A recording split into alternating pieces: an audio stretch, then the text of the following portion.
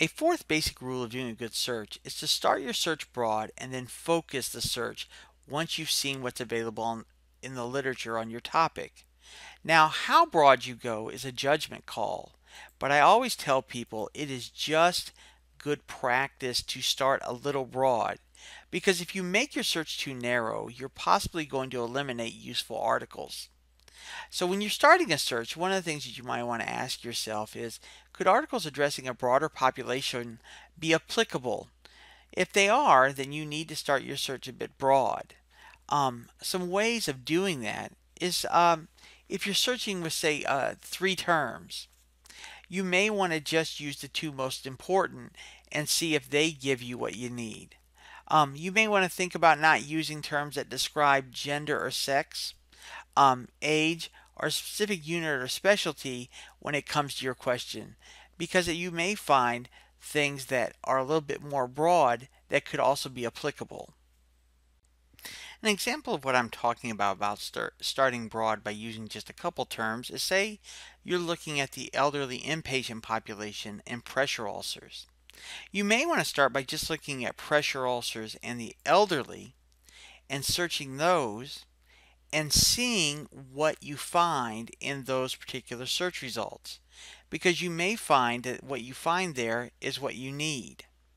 Now, if you want to go back and say, hey, 389 are too many and I'm not finding enough, then you can go back in and add your 3rd term. So in this case, I may want to have pressure ulcers in the elderly and add the inpatient population to my search. And then what you can see then is I'm now down to 15 instead of the 300 I had before. And while these also directly address the inpatient population, at least before you've gotten to this point of a really narrow search, you've at least taken advantage of looking at what was there before with this tool in your toolbox of adding the 3rd term. Now, in the next set of slides, I'm going to talk about what else you can do to further narrow your search. Now, one thing you can do, as I showed you in the previous example, to decrease the number of results you get is to introduce an additional concept or make one of your terms more specific. Another thing that you can also take advantage of in the databases is using the limits or filters that are available to you, such as the ones that you see listed, because these will enable you to further narrow your search.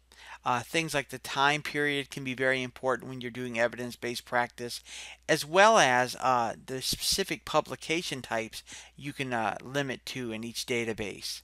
Especially the publication types become especially useful as you're looking for practice guidelines or systematic reviews in evidence-based practice and making the best decision for patients. Another thing you can do, especially when you're using subject headings, is to use subheadings to look at a specific aspect of a topic. Things like if you're looking at pressure ulcers, you may want to look at therapy, or you may want to look at prevention and control depending upon how you're wanting to address that particular topic. But all of these are ways that you can take a search that you started somewhat broad and narrow it very quickly to get to more articles that you feel directly address your topic. In review, starting your search broad and then focusing it is just good practice because it ensures that you get to access or you become aware of all applicable articles on a particular topic. When you start too narrow, you sometimes eliminate articles that you would find very useful but that you never become aware of because you started so narrow. So start broad and then use the tools and tips that I discussed in this video to further narrow your search once you see what is out there.